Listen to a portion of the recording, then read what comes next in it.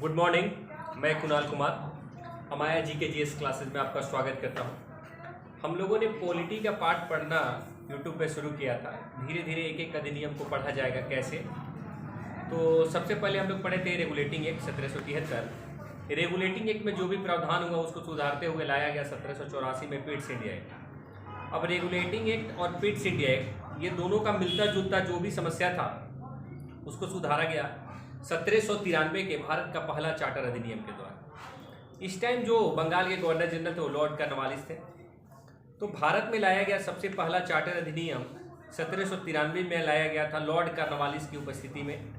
पूछता है एग्जाम में सवाल कि भारत में पहला चार्टर अधिनियम कब लाया गया था, तो 1793 में लॉर्ड कॉर्नवालिस के टाइम। इसमें क्या क्या कार्य हुए ये देखते हैं। तो सबसे पहले कंपनी के कार्यों को 20 साल के लिए आगे बढ़ा दी गई, और ये 20 साल के कार्यों के आगे तब बढ़ाया जा रहा है जब ब्रिटेन में ईस्ट इंडिया कंपनी की एकाधिकार को समाप्त करने की बात कही जा रही थी कि अब उस पर ईस्ट इंडिया कंपनी का एकाधिकार नहीं हो और भी कंपनी उसके साझेदार बने।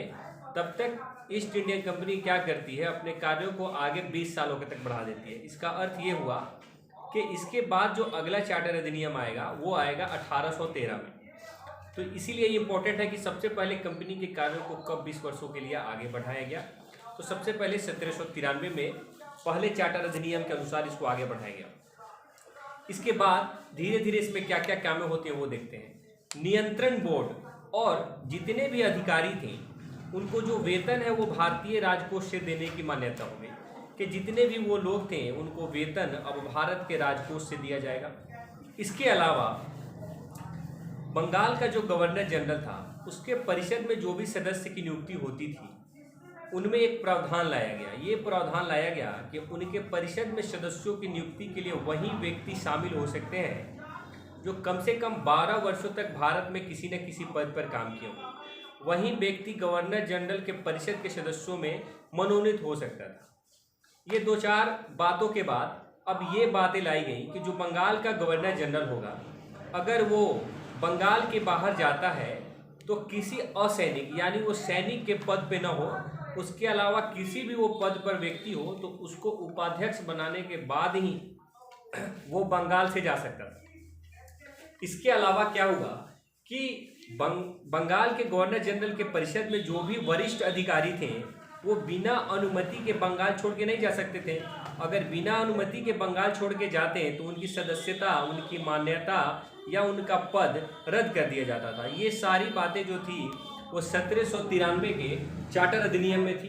तो इम्पोर्टेंट क्या था, थोड़ा सा एक बार रिवीजन करते हैं। तो सबसे इम्पोर्टेंट ये था कि भारत में पहला जो चार्टर अधिनियम लाया गया वो 1793 में लाया गया लॉर्ड कॉर्नवालिस के नेतृत्व में।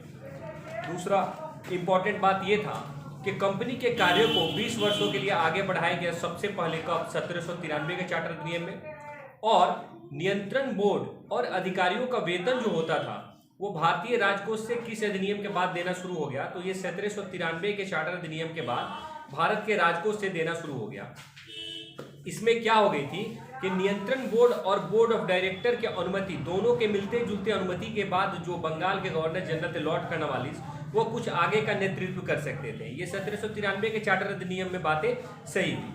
और इसके अलावा एक और बहुत इंपॉर्टेंट बात 1793 में ये थी कि कोई भी ब्रिटिश की कंपनी भारत में आके व्यापार कर सकती थी, उसके लिए लाइसेंस की व्यवस्था की गई। भारत में जो लाइसेंस की व्यवस्था शुरू की गई वो 1793 में चार्टर अधिनियम के द्वारा की गई, और इस अधिनियम को एक विशेषाधिकार या देश व्यापार के नाम से भी जाना जाता है जो 1793 के चार्टर अधिनियम के द्वारा लाया गया था। इसके बाद इसमें कुछ सुधार हुई।